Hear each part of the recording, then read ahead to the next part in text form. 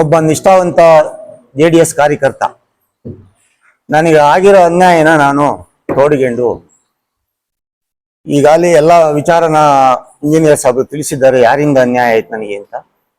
ಚುನಾವಣೆ ನಡೀತು, 3 ದಿನ ಇತ್ತು ಇನ್ನ ಅಧ್ಯಕ್ಷರು ಚುನಾವಣೆ.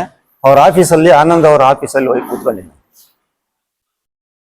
ಕೂತ್ಕೊಂಡಾಗ ಏನ್ ಹೇಳಿರು, ನಾವು ಮೈತ್ರಿ ಮಾಡಿ ಗೆದ್ಕೊಂಡಿದ್ದೀವಿ. ಕಾಂಗ್ರೆಸ್ನವ್ರು ಏನ್ ಹೇಳಿರು, 2 ವರ್ಷ JDS ಮಾಡಿ ಹೇಳಿ, ಫಸ್ಟ್ 3 ವರ್ಷ ನಾವು 5 ಜನ ಗೆದ್ದಿದ್ದೀವಿ, 3 ವರ್ಷ ನೀವು ತಗೊಳ್ಳಿ ಅಂತ ಹೇಳಿ ಕಾಂಗ್ರೆಸ್ನವರು ನಾವು ತಂತೀವಿ, ಇನ್ನು 2 ವರ್ಷ ನೀವು ತಗೊಳ್ಳಿ ಅಂತ ಹೇಳಿ ಇವ್ರು ಹೇಳಿರು. ಯಾರು? ಕಾಂಗ್ರೆಸ್ನವರು.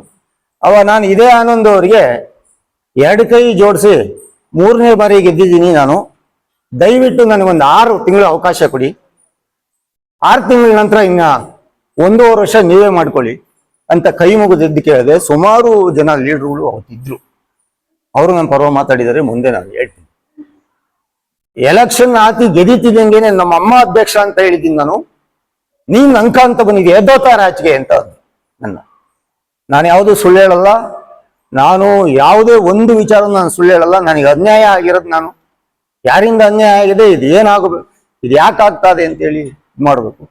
ನಾನು ಎದ್ದು ಸುಮ್ಮನೆ ಬಂದು ನಮ್ಮ ಮನೆ ಕಡೆ ಹೊರಟೋದು. ಆಮೇಲೆ ಅವ್ರು ಚುನಾವಣೆ ಮಾಡಿಕೊಂಡ್ರು, ಯಾರಿಗೂ ವಿರೋಧ ಇಲ್ಲ. ಅವ್ರ ತಾಯಿನ ಕುಂಡ್ರಿಸ್ಕೊಂಡ್ರು. ತಾಯಿನ ಕುಂಡ್ರಿಸ್ಕೊಂಡು ಆದ್ಮೇಲೆ 1 ವರ್ಷ ಆಯ್ತು. ವರ್ಷ ಆದ್ಮೇಲೆ ಏನೋ ಒಂದು ವ್ಯವಹಾರಿಕವಾಗಿ ನಾನು ಅವ್ರ ಮನೆಗೆ ಹೋದೆ. ಅವ್ರ ಮನೆಗೆ ಹೋದಾಗ ನೋಡಿ, ಈಗ ನಮ್ಮಮ್ಮ ರಾಜೀನಾಮೆ ಕೊಡ್ತಾರೆ, ನಿನ್ ಮಾಡ್ತೀನಿ ಅಂದ್ರು. ತಾಕತ್ತಿದ್ರಿ ನಾವು ನೋಡೋಣ ಅಂದ್ರು. ಅಣ್ಣ ನನಗೆ ತಾಕತ್ತಿಲ್ಲ, ನೀವು ಮಾಡಿದ್ರೆ ನಾನು ಆಗ್ತೀನಿ ಅಂತ ನಾನು ಹೇಳಿದೆ.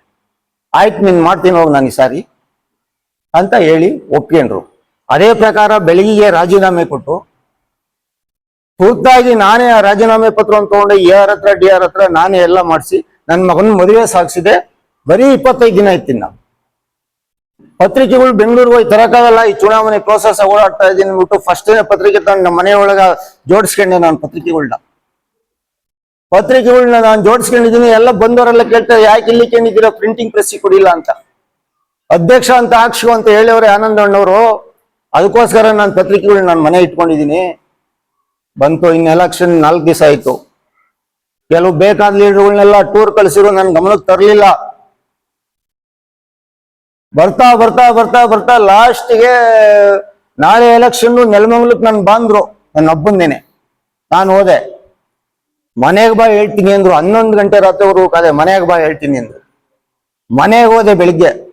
ಮನೆಗೆ ಹೋದ್ರೆ ನಾನು ಬೆಳಿಬೇಕು ಅಂದ್ರೆ ನೀನ್ ಸುಮ್ಮನೆ ಇರ್ಬೇಕು. ಅಣ್ಣ ಏನಣ್ಣ ಅಧ್ಯಕ್ಷ, ನನ್ ಮಾಡೋದಕ್ಕೂ ನೀನ್ ಬೆಳೆಯೋದಕ್ಕೂ ಅಡ್ಡ ಏನೈತೆ? ಏನೇನೋ ಐತೆ. ಅವಾಗ ಬೊಮ್ಮೂಲ್ ಚುನಾವಣೆ ಬೇರೆ ಒಂದ್ ಸ್ವಲ್ಪ ಹತ್ರ ಬಂದಿತ್ತು. ಅದೇನೋ ಒಂದ್ ಸ್ವಲ್ಪ ಜನ ಅನ್ಕೊಂಡವ್ರು, ಏನೋ ಬೊಮ್ಮೂಲ್ಗೆ ಕಾಂಗ್ರೆಸ್ ಕಡೆಗೆ ಮುಖ ತೋರಿಸವ್ರೆ, ಅದಕ್ಕೋಸ್ಕರ ಈ ಭಾಗ ಎಲ್ಲ ಕಾಂಗ್ರೆಸ್ ಮಾಡ್ಬೇಕು ಅಂತ ಒಂದು ವದಂತಿ ಐತೆ, ಅದಕ್ಕೋಸ್ಕರ ಆನಂದ್ ಅವ್ರು ಹೇಳ್ತಾರೆ ಅಂತ ಕೆಲವರು ಅವ್ರ ಆಪ್ತರು ನನ್ನ ಹತ್ರ ಹೇಳಿ. ಆಮೇಲೆ ಮನೆಗೆ ಹೋಗಿ ಹಿಂಗ್ ಬಂದ್ರು. ನಾನು ನೋಡೋಣ ಛತ್ರಕ್ ಬಾ ಅಂದ್ರು. ಅವ್ರ ಚೌಲ್ಟಿಗೆ ಹೋದೆ. ಸೀದಾ ಕಾಂಗ್ರೆಸ್ ನೋಡಿ ನಾಮಿನೇಷನ್ ಹಾಕ್ರಿ ಅಂತ ಹೇಳ್ಬಿಟ್ಟು ಸೀದಾ ನನ್ಗೇನು ಹೇಳಲ್ಲ ಹೊರಟೋದು. ನನಗೆ ಬೇಜಾರಾಯ್ತು, ನೋವಾಯ್ತು. ಇಂಥ ನಿಷ್ಠಾವಂತ ನಾನು 3 ಸಾರಿ ಗೆದ್ದು ನಾನು ಈ ತರ ಮೋಸ ಮಾಡ್ತಾರೆ ಅಂತ ನನಗೆ ಬೇಜಾರ ಹೋಗಿ ನಾನು ನಾಮಿನೇಷನ್ ಹಾಕಿದೆ. BJP ಅವರು ನನಗೆ 2 ಓಟ್ ಹಾಕಿರು ಪಾಪ. ಅವರು ನನ್ನ 2 ಓಟ್, ನಮ್ಮ ಇಂಜಿನಿಯರ್ ದುಂದು ನಂದೊಂದು, ಇನ್ನು 2 ಓಟು BJP ಅವ್ರು ಹಾಕಿರು. ಇವ್ರು ಹಾಕ್ಲಿಲ್ಲ. ಈ ತರ ಅನ್ಯಾಯ ಆಗ್ತಾ ಇದೆ ನಮ್ಗೆ JDSನವ್ರಿಗೆ, ನಮ್ಮ ಲೀಡರ್ಗಳಿಂದಲೇ ನಮ್ಗೆ ಆಗ್ತಾ ಐತೆ. ಇನ್ನು ನಾನು ಮನವಿ ಮಾಡಿ ಕೇಳಿ ಅಂತ ಇದ್ದೀನಿ. ನಮ್ಮ ಪಕ್ಷದ ಹೈಕಮಾಂಡ್ಗೆ ಮನವಿ ಮಾಡಿ ಕೇಳಿ ಅಂತ ಇದ್ದೀನಿ. ಇದೇನು ನಮ್ಮ ಪಕ್ಷದ ಬಗ್ಗೆ ನಾವು ಕಾರ್ಯಕರ್ತರಿಗೆ ಉಳಿಗಾಲ ಇಲ್ಲ. ಇದು ಏನಾದ್ರು ಇದಕ್ಕೊಂದು ಉಳಿಗಾಲ, ಕಾರ್ಯಕರ್ತರು ನಾವು ಉಳಿಬೇಕು ಅಂದ್ರೆ ಏನಾದ್ರು ಇದಕ್ಕೊಂದು ಮಾಡಬೇಕು ಅಂತ ಹೇಳಿ ತಮ್ಮೆಲ್ಲರೂ ನಾನು ಕೈ ಮುಗಿದು ಕೇಳಿ.